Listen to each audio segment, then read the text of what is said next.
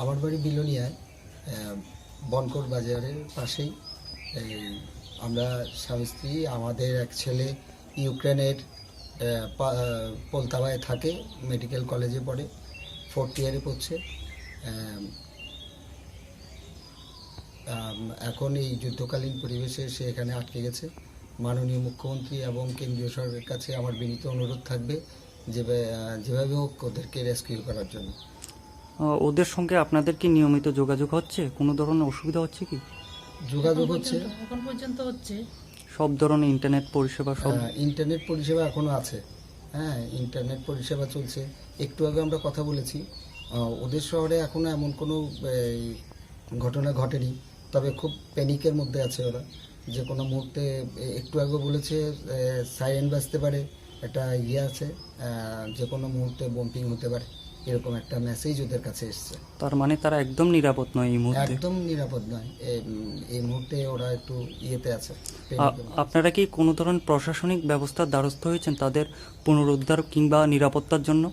আমি একটু আগে মানে দুপুর 2টা 2:30টার দিকে আমি বিদেশ মন্ত্রণালয়ের সঙ্গে কথা বলেছি।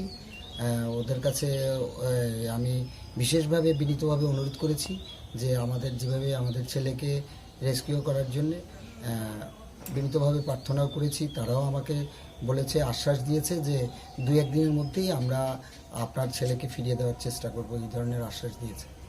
যেহেতু রাজ্য থেকে একজন আমাদের প্রতিমন্ত্রী রয়েছে, আমাদের প্রতিমা ভৌমিক, ওনার কাছে যদি কোনো বার্তা বা আপনারা কিছু পৌঁছাতে চান তাহলে বলতে পারেন। আমাদের মাননীয় মন্ত্রী মহোদয়ের কাছে আমার বিনীত প্রার্থনা যে আমাদের এই দুর্দিনে উনি আমাদের সহযোগিতা করবেন, এই আশ্বাস এবং বিশ্বাস আমাদের আছে। উনি আমাদেরকে এই সংকটময় মুহূর্তে উনি যেহেতু ত্রিপুরার প্রথম মন্ত্রী, আমি ওনার কাছে বিনীতভাবে অনুরোধ করব, আমার এবং বিলোনিয়াতে প্রায় 4-5 জন ছেলে মেয়ে আছে, ওদের সবাইকে যাতে রেস্কিউ করে একটা সুন্দর আবার আমাদের কাছে ফিরিয়ে দিতে পারে, এই আশ্বাস এবং বিশ্বাস আমি ওনার কাছে রাখবো। আপনার ছেলের নামটা যদি একটু বলেন। আমার ছেলের নাম দীপ্তনু বৈদ্য। কত সালে ইউক্রেনে পাঠারত? এটা 19-এ গেছে, 2019। হ্যাঁ, 2019-এ গেছে। এবার 4 বছর চলছে আর কি, 4 বছর শেষের পথে। তার সঙ্গে আরো 3 জন মেয়ে গেছে বিলোনিয়া থেকে। হ্যাঁ, বিলোনিয়া থেকে, তারই ক্লাসমেট। একটা হচ্ছে বাবুল দেবনাথের মেয়ে অঙ্কিতা দেবনাথ, আরেকজন গেছে শ্যামল সরকারের মেয়ে আকাশ সরকার, আরেকজন গেছে যশপুরা থেকে বিলোনিয়ার, সেটা হচ্ছে মানে মেয়েটার নাম হচ্ছে দীপান্বিতা চক্রবর্তী, নরেশ চক্রবর্তীর মেয়ে। এই 4 জন গেছে একসঙ্গে। অসংখ্য ধন্যবাদ। আর কিছু বলার আছে?